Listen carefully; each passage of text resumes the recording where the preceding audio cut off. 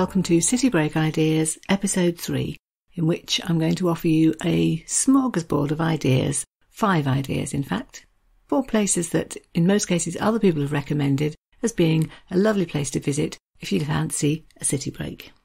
But before we get on to that, just a little bit of news and 1 or 2 messages from listeners. We've actually got some quite exciting news this week. You may have listened to last week's episode, which was a virtual visit to St. Petersburg. If so, I hope you enjoyed it. Anyway, while I was working on that, I thought, St. Petersburg. How many people who are actually visiting St. Petersburg know about the podcast series? I feared the answer might be not many, so I noticed on Twitter an organisation called Visit St. Petersburg, and I wrote to them. Imagine my excitement when I got an email back from Russia. From Irina Zubakina, I do hope I'm pronouncing that well, no less, from the main tourist office in St. Petersburg, and this is what she wrote in her lovely, just ever so slightly Russian English. Dear City Breaks team, we want to thank you for a great input you do under making such a wonderful series of episodes about St. Petersburg.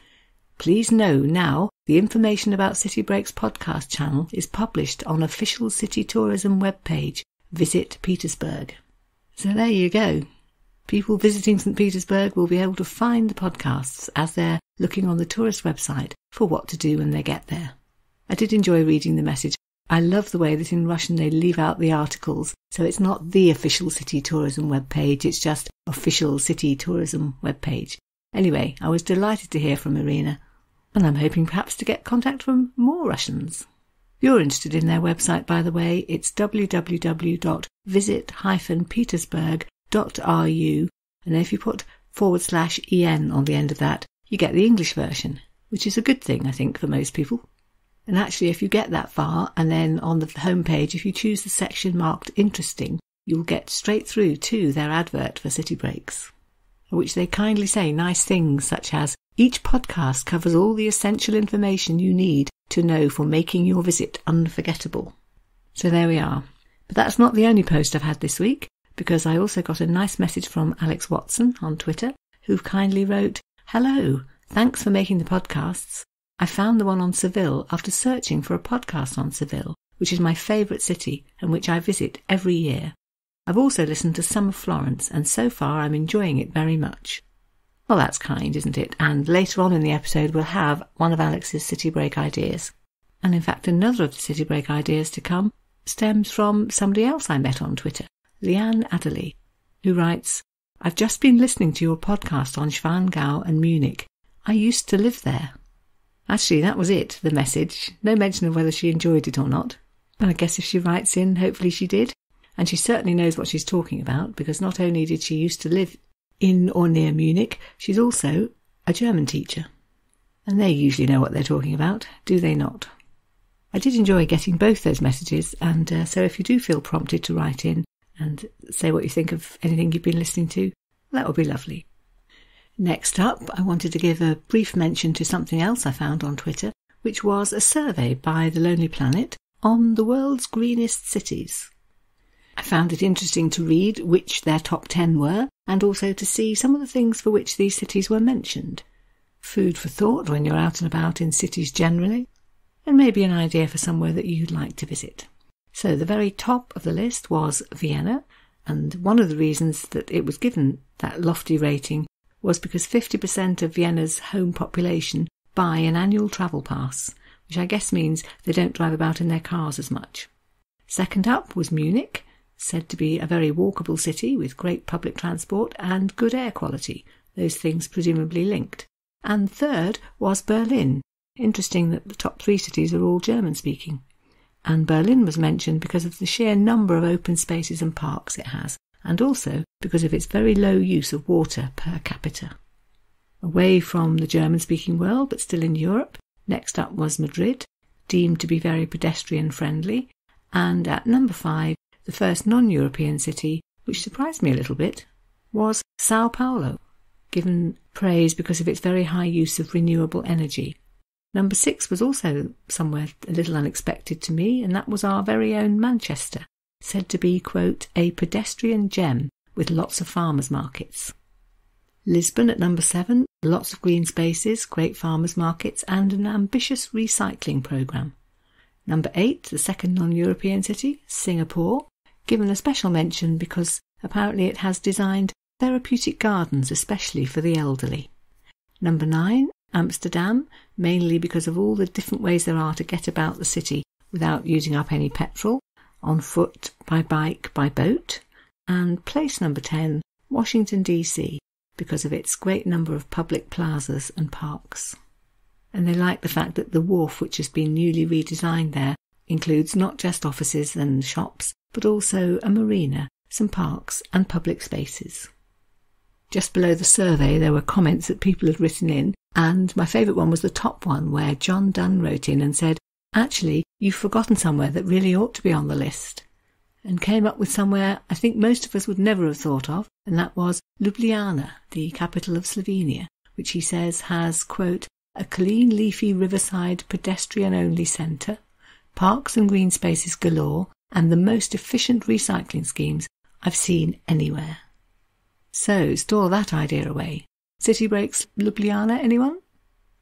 Maybe in the future, but not today because I've got 5 city break ideas in total, most of which have come in from listeners. So, firstly, Alex Watson, mentioned a little earlier, who wrote in and said, quote, "I seem to be drawn to learning more about places I've already visited. I'd happily listen to more on Andalusian cities." Yes, actually, so would I. Granada, Cordoba. Got to do those at some point. But he continued, maybe Lyon, Nice, Avignon, Salamanca, Toledo. More of Italy, perhaps the Peloponnese. Cheers. Cheers, I thought, Alex, that really is quite a list. Where to start? Thought in the end perhaps I'd just pick the first city he mentioned, which was Lyon. I've long been interested in Lyon because I nearly went there once. It was very frustrating. My husband was going on a work project, 2 or 3 days, and joy of joy, it was going to be during the school holidays when, as a teacher, I'd be able to get away and go too.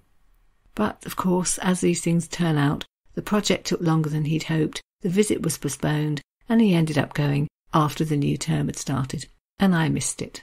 To make it worse, he came back and said how lovely it was and how we must go there sometime. This was at least a decade ago, and we haven't been yet. But thank you, Alex, you've reminded me to put it back on my list. So I've been doing some research to find out what I missed. Quite a lot, as it turned out. There is, for example, a very lovely sounding Roman amphitheatre, or the ruins thereof, which I do rather fancy visiting. And the old town is one of those that's full of picturesque alleys dating from medieval times.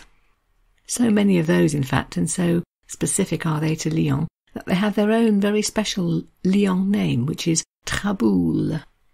Nice to wander through, little courtyards, vaulted passages, all very pretty. Not to mention the squares with the fountains, all of this adding up to the fact that the old town in Lyon is a UNESCO World Heritage Site, which is surprising when you remember that it's also France's 3rd largest city. And when I was looking at reasons to go there, the main one really seemed to be food and drink. It's some kind of food capital, home of the very famous chef Paul Bocuse, who had a restaurant there for decades. I think the restaurant is still there, actually. And typical Lyon fare, very meaty.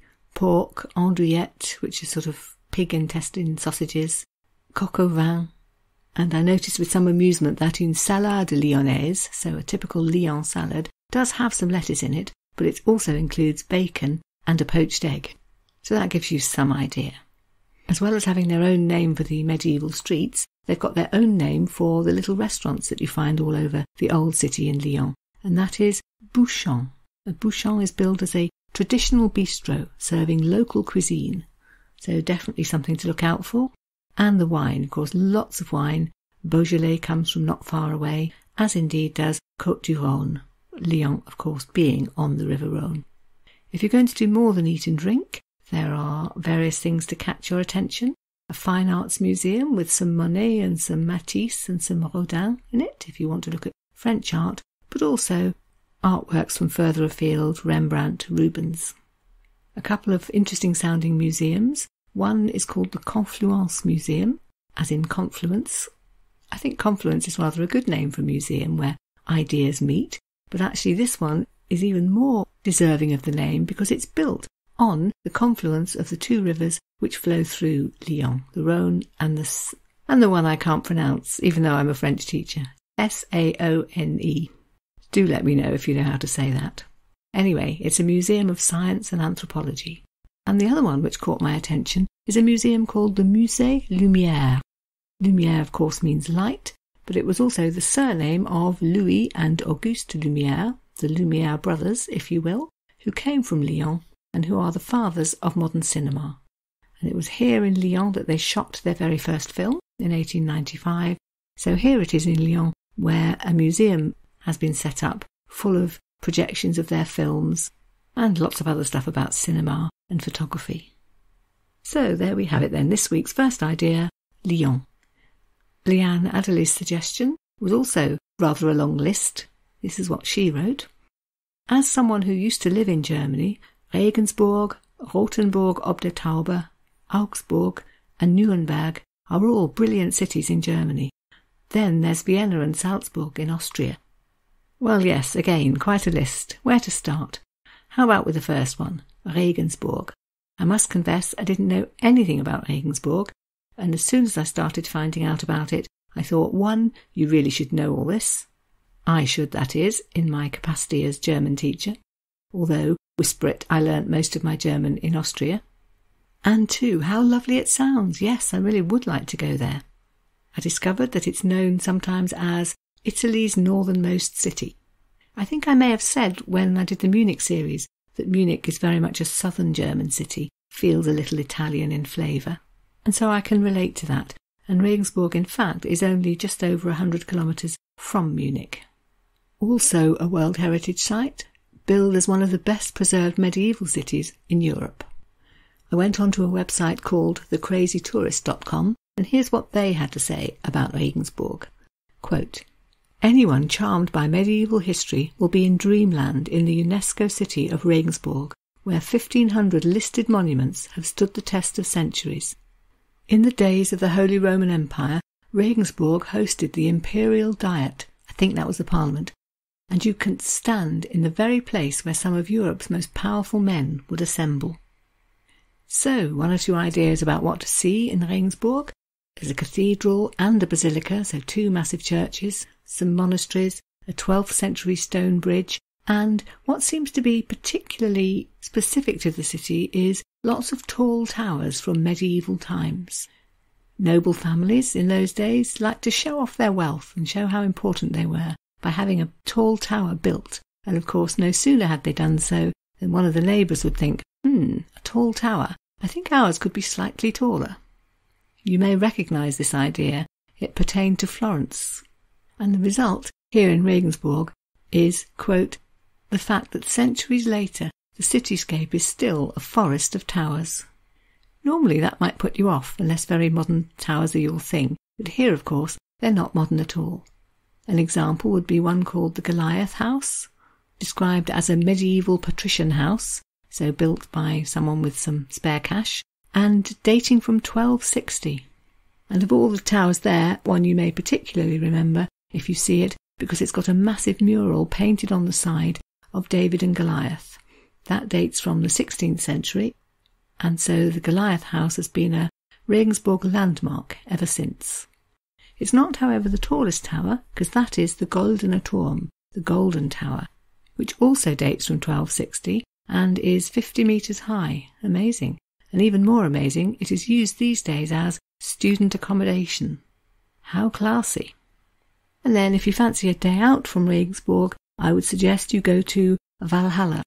Yes, you heard that right. You're probably thinking, I thought that was something to do with Scandinavian legends.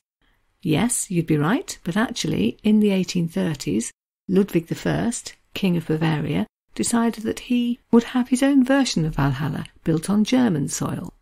And so it was done. A massive building, modelled on the Greek Parthenon and set high above the Danube. A sort of mythical hall of fame, with tablets and busts inside to Germans from ancient times right up to the Middle Ages that Ludwig I thought ought to be memorialised. No fewer than 130 busts in there, 65 memorial tablets. And actually in the 20th century they did start adding a few more, so you can find Brahms and Einstein and one to Sophie Scholl. If you've listened to the Munich series, you'll know the story of the student from Munich, Sophie Scholl, who very bravely organised a student uprising against Hitler, distributing leaflets in places like Munich University until she was caught, tried and executed at the age of only 21. So, Valhalla, unless you be thinking that Regensburg sounds only serious and cultural, let me finish with a quote from the Crazy Tourist website, which says that, quote, Regensburg balances its weighty culture with the highest concentration of bars of any German city and an easy-going, almost Mediterranean ambience on its squares. So there you are, something for everyone. I've taken the third city break idea for this week from something I read in The Independent, a virtual tour of Edinburgh, no less. And since, of course, virtual tours are the only sort that are possible just at the moment, I decided to give it a go. So I checked out some of the things they recommended and passed the ideas on to you. Edinburgh, as you may know, is known as the Windy City, and the independent journalist was trying quite politely to say that a virtual tour might be a good idea on one of those days when Edinburgh's weather is, not what you'd like it to be, really. The weather in that city, he wrote, has, quote, a certain independence of mind. But fear not, because you can go on a virtual tour of Edinburgh Castle. Just go on to artsandculture.google.com and you'll find an interactive tour where you can climb up to the rock just outside the castle, look down on the city. You can go inside, go round the Great Hall, built for James IV so that he could hold his banquets there. You can visit St Margaret's Chapel, which is Edinburgh's oldest building. You can pan round, go into close-up, really get quite a sense of what the castle is like. If it's more modern-day royalty that you're interested in, you can also find on YouTube a tour of the royal yacht, used for over 40 years by Her Majesty Queen Elizabeth and family, until it was finally decommissioned in 1997. And it's still there in Edinburgh to look round. If your memory dates back to 1997, you may recall footage on the news of the Queen shedding a tear as the yacht was taken out of service for the very last time. But if you go on the YouTube tour, you can snoop around inside and see how the royal family lived on the yacht when they were holidaying there, or indeed touring around Britain on it. A third virtual tour you can do will take you up Arthur's Seat, so up into the countryside outside the city, for glorious views of it and of the surroundings. And if bridges are your thing, you'll be pleased to know that on transport-scotland.panamax there's a live webcam of the Forth Bridge, called by many the greatest railway bridge ever built. And there it is, just sitting there waiting for you to check in at any time of day, or presumably night, and admire it. As soon as I got to thinking about Edinburgh, I began to think, yes, definitely, that is a City Breaks venue for sure, so look out for that in the next year or two. The fourth idea comes from another listener, the Travelling Writer, who has a blog by that name and can be found on Twitter using @TravellingWrite, that's Write, W-R-I-T-E, where you can read about his travels and where he's just beginning to get into podcasting. One of his introductory podcasts is on the city of Bilbao, for example, or more specifically on the Guggenheim Museum in Bilbao. Anyway, he wrote in with a suggestion, and here it is. Quote, I'd like to name Copenhagen. It has a lot of great castles, served as inspiration for Hamlet, as well as the Little Mermaid, and loads of other interesting things to see.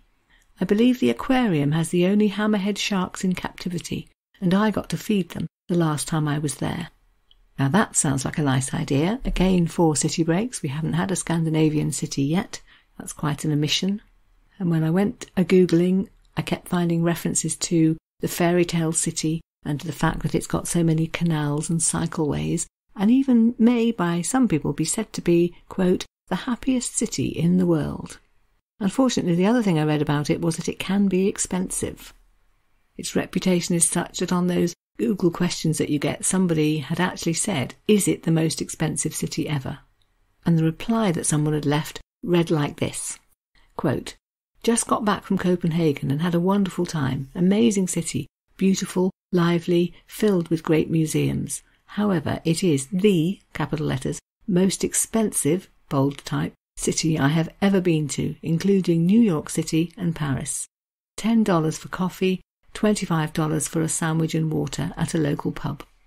So be warned, I think Airbnb or self-catering of some description may be the way to go. But what is there to see? A most fantastic design museum. We all know that the Scandinavians are very good at design, so that's got to be worth seeing. The lovely sounding Rosenborg Castle, dating from 1606, built as the Royal Summer House. And a most enticing idea, something called Copen Hot, so C-O-P-E-N, capital H-O-T, all one word, which is an alfresco spa where you can rent a hot tub or take a sauna, all in mineral-rich salt water. Sounds relaxing, doesn't it? And then perhaps the best-known thing in Copenhagen, by which perhaps I mean the one thing I'd actually heard of, the Tivoli Gardens, 19th century amusement park, visited by two people who really knew what they were talking about when it came to lovely fairy tale settings, and that would be Hans Christian Andersen and Walt Disney. And a visitor comment I read on, I think it was TripAdvisor, described it at night as being, quote, thousands of twinkling lights making it seem like something from a fairy tale. So yes, that fairy tale idea does seem to run right through Copenhagen. Okay, I'm going to put that on the list. And then fifthly, another suggestion from one of my followers on Twitter, this one from Vacation in Paris, or VIP for short. They've got a website, vacationinparis.com, and really they specialise in renting out apartments for people to stay in.